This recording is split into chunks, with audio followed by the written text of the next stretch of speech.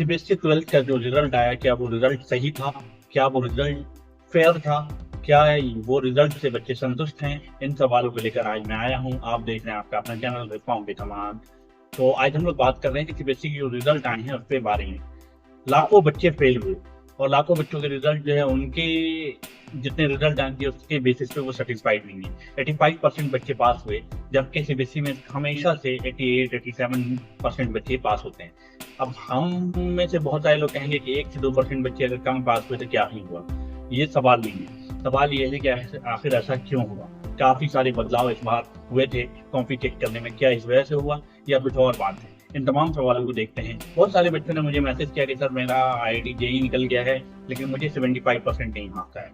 अब आपको समझना यहाँ ये पड़ेगा कि JEE में अगर 75% मार्क एडमिशन चाहिए तो आपको 12th में 75 से ऊपर मार्क्स होगा, तभी आप उस क्राइटेरिया को पूरा कर पाते हैं, वरना नहीं कर पाते। कुछ बच्चे ने बहुत अच्छी जगहों पे एडमिशन लेने के लिए प्लान किया था और वहाँ का टेस्ट निकालने के लिए लगभग सारी चीज़ अचीव कर ली थी, लेकिन उनका मार्क्स बहुत कम रह गया।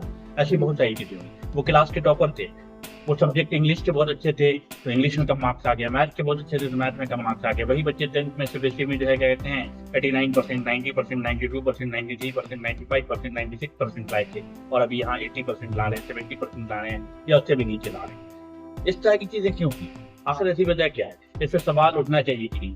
लोग जो सवाल उठा रहे हैं या बच्चे जो सवाल उठा रहे हैं, एडुकेटर जो सवाल उठा रहे हैं, इस सवालों को हमें समझना चाहिए। ऐसा नहीं है कि नीट के भवंडर में, नीट का जो मामला है उसके लिए हम 12th के बच्चों की लाइफ को छोड़ दें। 12th के बच्चों की भी एक लाइफ है, उनको भी हमें समझना होगा।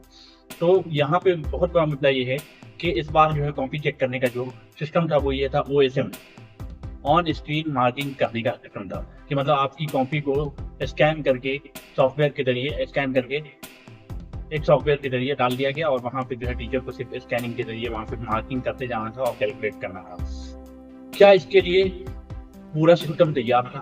पूरी जो यूज होने वाली चीज़ है कि जस्ट लाइक से आपने सॉफ्टवेयर पे डाला, क्या सॉफ्टवेयर ने पूरी कॉपी स्कैन किया?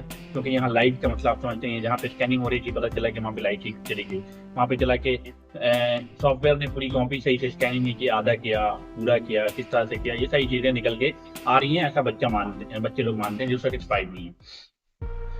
ये भी खबर निकल के आ रही है कि इसमें जो 70,000 के आसपास टीचर लगाए गए थे या जितने भी टीचर थे, संख्या सही से नहीं बताई जा रही है, वो टीचर को 1 से 2 दिन ट्रेनिंग दी गई थी कि किस तरीके से आपको मार्किंग करना है। क्या उसके लिए वो तैयार था? यहाँ हम में से बहुत सारे लोग, क्योंकि भारत को गाँव का देश कहा जाता है, गाँव से बना हुआ है शहर, जिसमें गाँव के बाद आते हैं। पहले गाँव है फिर शहर है। ऐसा नहीं कि शहर ज्यादा है गाँव कम है, गाँव ज्यादा है। और यहाँ पे जो टीचर्स हैं वो गाँव के हैं और टीचर्स को कंप्यूटर की नॉलेज नहीं है। बहुत सारे बच्चे जो ऑनलाइन एग्जाम देने की बात आ रही है अगले साल, क्या उसके लिए बहुत सारे बच्चे तैयार होंगे? ये तो बहुत सारे सवाल आ रहे हैं। ऑनलाइन के लिए हमने ट्रेनिंग दी है, इस तरह की चीजें हमने टीचर को दिया है, मार्किंग वो कैसे कर लेंगे? हो सकता है बहुत सारे टीचर को आ रहा होगा, हो सकता है बहुत सारे टीचर को नहीं आ रहा होगा। तो ये सीरीज इन तमाम चीजों को अगर ठीक करना है तो सीबीएसई को सिर्फ एक काम करना है कि वो जो है कॉपी चेक करने के लिए फिर से मौका दे उन बच्चों को जो बच्चे सर्टिफाइड नहीं। सारे बच्चों की कॉपी नहीं चेक की जा सकती, मैं ऐसा सवाल भी नहीं उठा रहा, मैं ऐसा कह नहीं रहा। लेकिन कॉपी चेक करने में शर्त जो लगा दिया आपने कि अगर एक कॉपी चेक करवाना है 500 से 700 रुपया देना होगा, तो अगर वो बच्चा अपने 5 सब्जेक्ट 6 सब्जेक्ट का देना चाहे तो 2,500 से 3,000 रुपये वो कहाँ से लाएगा? क्यों देगा आपको? आपकी गलती के लिए तो ही देगा। हाँ, मान लिया आपने गलती नहीं किया तो आप रिफंड कर दीजिए, आपने गलती किया तो फिर क्यों पैसा देगा? आपने कहा कि अगर किसी एक क्वेश्चन पे शक है आपको, उस क्वेश्चन को अगर चेक करना है तो 100 रुपये। इस तरह की चीजें क्यों आपने कहा? आप जैसे एक ही रिक्वेस्ट है कि आप जो है इस फीस को पूरा वे ऑफ कर दें, आप 100% फ्री रखें। हाँ, जिस बच्चे को शक है वो बच्चे अपनी डिटेल दे और वो चेक कराए, उनकी कमी होगी उसको ठीक की जाए, एक्सेप्ट की जाए। और एक और चीज ये की जा सकती है कि इस तरह से फिजिकल कॉपी चेक करना जो जितना बेहतर था वो ऑनलाइन नहीं हो सकता पॉसिबल, क्योंकि ऑनलाइन बहुत सारी कमियां हैं, बहुत सारी मसाइल हैं। 12th तक जो स्कूल कहा जाता है, स्कूल के बच्चे को अगर वो बच्चा 34% नहीं लाया, 35% नहीं लाया, वो फेल हो रहा है 1 से 2% से।